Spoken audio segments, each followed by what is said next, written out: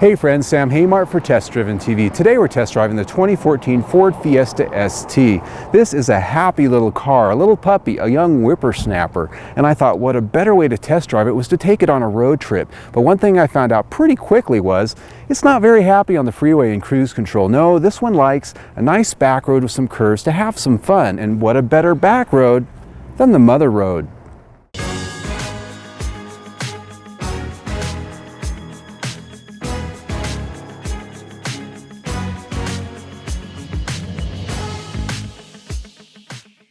Route 66 in northern Arizona is a fitting backdrop to play with Ford's smallest hot hatch, with its playful small towns and tourist traps that still bristle with life on the old Mother Road.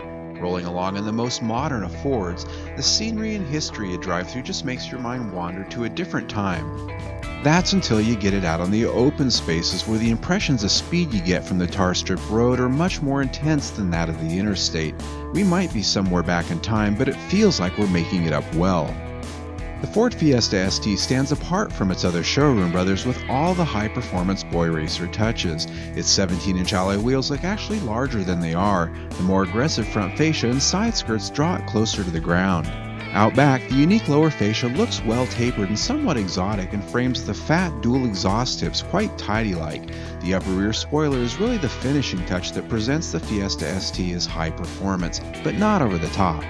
The cabin isn't that much different from the standard run-of-the-mill Fiesta except for one thing.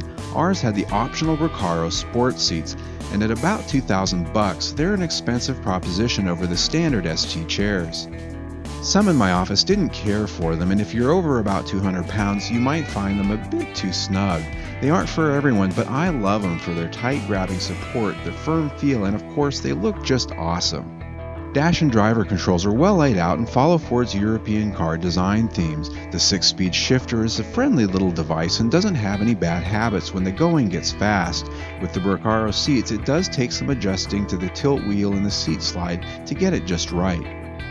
The Fiesta ST comes standard with the top Sony audio system and My Ford Touch, something I wish they let me option. With the additional nav system, the sound is good, but the interface leaves a lot to be desired.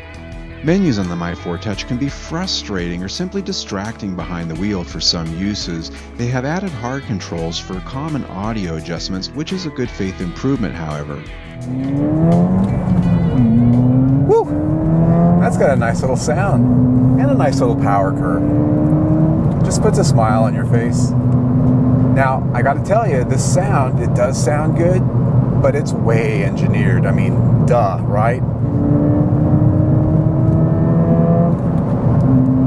The thing is, it's actually very difficult to make a real turbocharged 4-cylinder engine actually sound good. So the fact that they've sort of used some black magic to actually give this engine a nice little sound, I can't fault them too badly for that.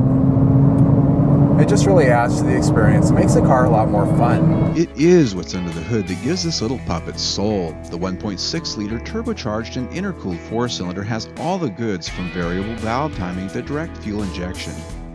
All this gives it a heady 197 horsepower and 202 pound-feet of torque, and it comes only with a 6-speed manual transmission, which is as it should be.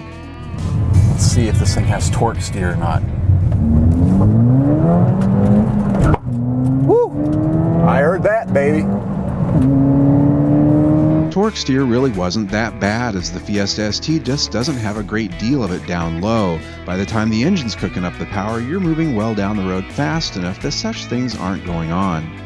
The chassis is a half-inch lower with stiffer springs, dampers, and anti-roll bars. While the ride was stiff out here on the patched-up Mother Road, it was never too rough, even after a long day behind the wheel. Now, handling is actually pretty tight. This thing loves a windy road. I have driven this on the track before, and that's really where this car belongs, is on a nice tight course, maybe a little more than an autocross, but a nice tight course that has some challenge to it. One of the great things about this car is you can drive it almost to its limits out on public roads and rarely break the law. And it's also a car that you can take on the track and do the same and really rarely get yourself into a pickle. And you know, there's a lot of fast cars out there that you can take out onto a track or a windy road in the mountains and unless you really know what you're doing, you can really wind yourself up around a tree or rock, or even worse. And so that's what it is about small cars like this that have a reasonable amount of power, yet they really present it in a way that's not only safe, but fun and, well, practical. And practical is really the backstory here. This all-day road trip was affordable at the pump. The ST likes premium fuel, but it'll accept regular unleaded, with the EPA ratings of 26 miles per gallon city, 35 miles per gallon highway, and 29 miles per gallon combined. Making the choice between the two just wasn't that hard. In all this traveling on the Mother Road and soaking in the whimsical humor of the Burma Shave signs, my tank average was 34 mpg combined. This was even with a bit of spirited running across the prairie and through the mountains. Well, I had a blast on our little road trip, and what a better friend to have along than the Ford Fiesta ST. I loved it. In fact, it goes on my I'd buy it list for 2014. What can I say? I'm a sucker for pocket rockets.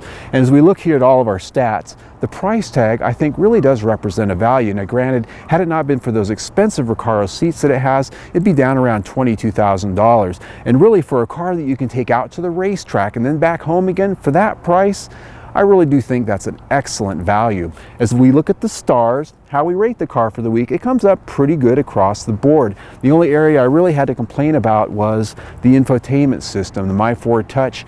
I really think it needs some improvement to make it a little bit easier to use behind the wheel. Outside of that, I give it 4.5 stars for the week. I'm Sam Haymart for Test Driven TV. I hope you enjoyed the ride.